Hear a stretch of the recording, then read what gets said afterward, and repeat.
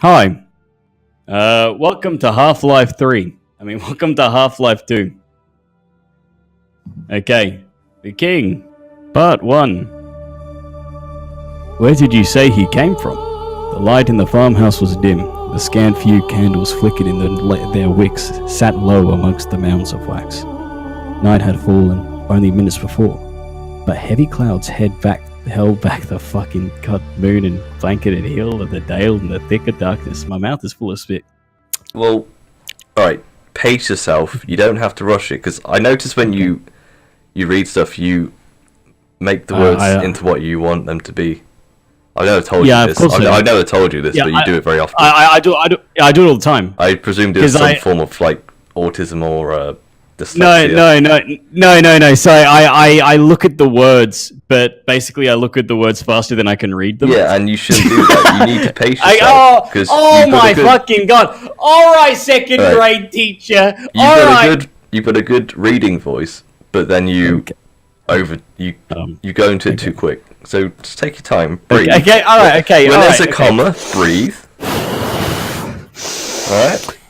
I have to take my breathing exercises where I have to stop the adrenaline running through me. And then out through your nose slowly. No, fuck! I know my fucking breathing exercises, alright? Fuck! Alright, okay. Go on.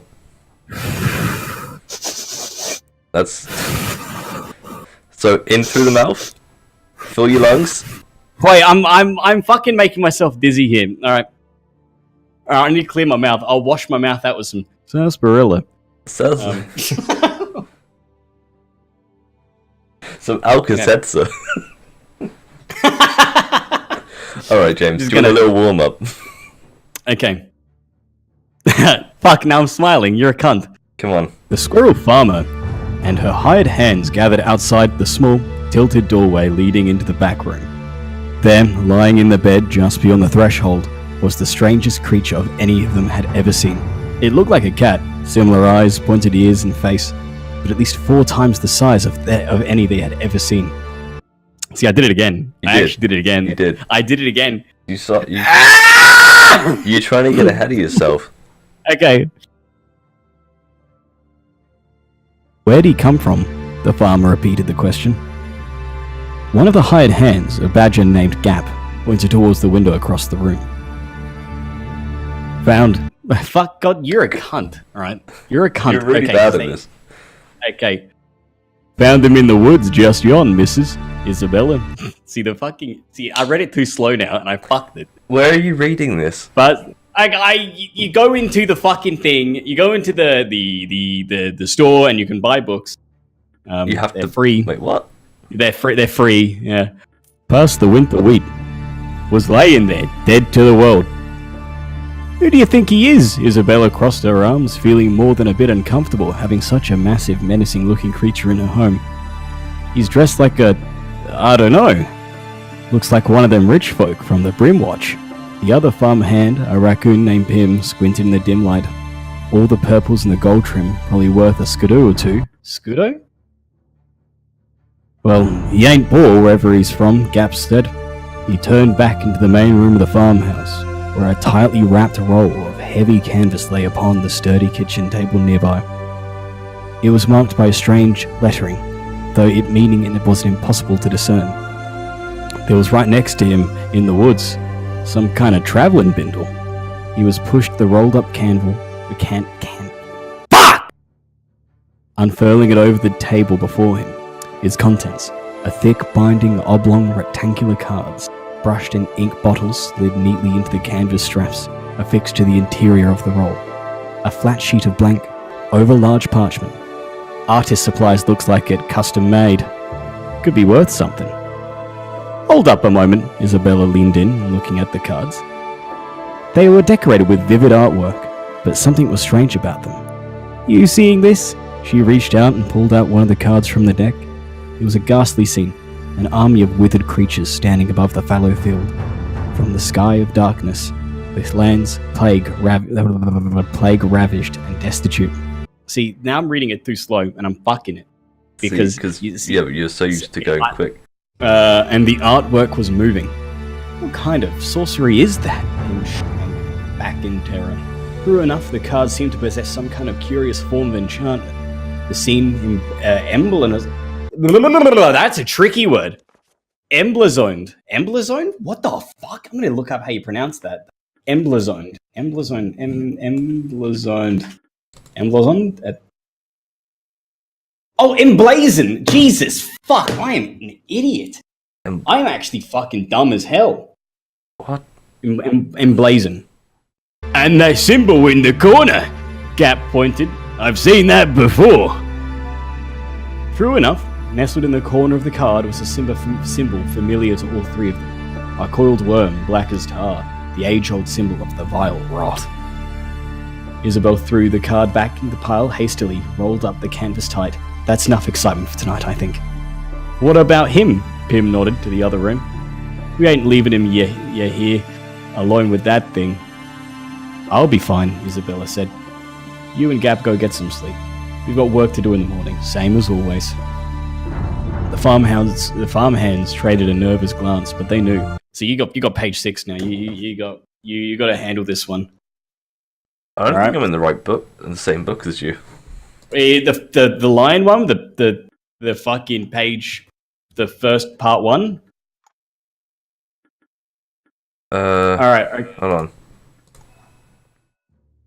Okay, let's start fucking. Okay, wait. Let me go back to my books. Oh, I was on part 2 for some reason. Oh, you fucking dick. That was pretty I can find it. Okay, well we'll start with let's start with something really lame. Like should we? Okay, we'll start with part 1 of the King, right? This is going to give us context to the game. We're going to be like way more like Mercurio, because that name's really hard to pronounce. Mercurio? Yeah. Macario?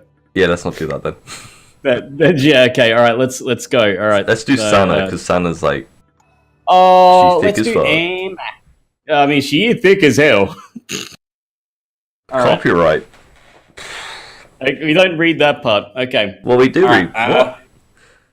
No, we don't have to read the copyright. Fucking information. Oh, for 2018 okay. League of Geeks Party. The forest system. Okay, alright, I'm going to read page 3, you read page 4, okay? Alright. Okay. The forest was burning. Ancient trees that had lived there longer than any of the Bear Clan territories screamed in the dark, flailing arms of orange and red reaching into the smoke-shrouded starlight. At the center of the burning forest, the settlement of Heron Shrine. Heron Shrine? The fuck? Had once served as a small bastion of peace in the untamed Bear Clan forests. Now it was gone. It had not been burned nor destroyed. The settlement of Heronshire had simply vanished. There were no witnesses to this curious disappearance, save for the conspiracy of the ravens flying overhead. As the glowing embers of flakes of ash rose into the night sky, the once silent forest erupted into the rambling cacophony, fuck you, of the frenzied calls. Oh shit. Okay, that's right. I'm reading the whole page. Okay, yeah, sorry, my bad. It's going to be really awkward though. That's the only thing. Okay, yeah. Okay, so I'm going to end where it has she, right? Okay. Okay, right. I'm going to end where it has she, so you can go she looked up at the okay, right. Sana! Wait, that's not an elder bear sounds like. They sound like that. Grizzly sounding. Like Richard Nixon. Sort of smoked every day for 50 years. Is that...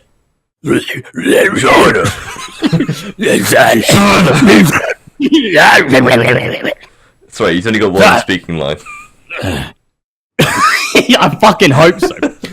Son, please come, keep pace. The elder bear in his black furred guarded from the sun, an elaborate white cloth robe, stopped once again in the middle of the forest path, resting on a large crooked branch he had long ago repurposed into a walking stick. Will not make it in any time if you tarry so. Around the corner, farther back along the path, a chestnut-furred bear in a green shroud was idling. Oh, thanks, you fucking cunt! You absolutely fucked it. There was like a pace, there was a story. It's just so dumb because it's like, okay, I'll start. She looked up at the shafts of light piercing through the canopy. then down at the dabbled shapes scattered across the soft bed of fallen leaves that lined the trail. Finally, she seemed to register her elder's words and snapped to him. Oh? She hurried over. She hurried over to the black bear and gave a sheepish grin. Sorry, master. Sorry, master. Tor. I didn't even know that was his name. Sorry, okay, master. Tor. Raising my hand. I have a question. Yeah. I thought she was a bear. What? Yeah, but she's a female bear. Yeah. What? How do you give a sheepish grin if you're a bear? Well, that's animalistic, James. Stop. Let's continue. Okay. Silence, save for a few ums and ahs. She fumbled for the right word. Why did you fucking say it like that? God damn it! Fuck. And what? Should I go?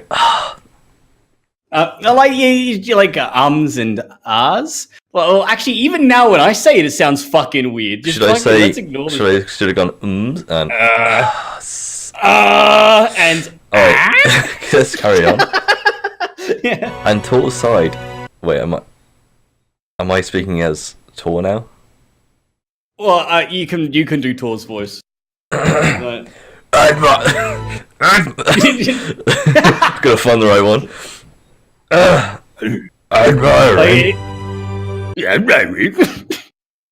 Admiring.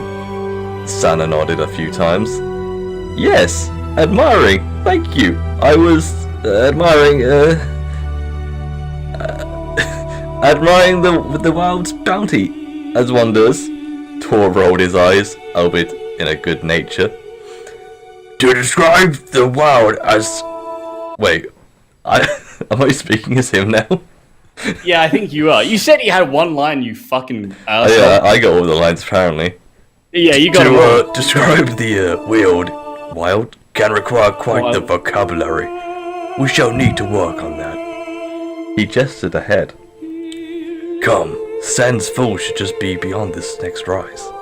The two of them kept close together along the forest path as it leapt upwards to a crest, overlooking a lush forest valley below. There, nestled amongst age pines and small, well-created fruit orchards, was one of the largest Bear Clan settlements either of them had ever seen.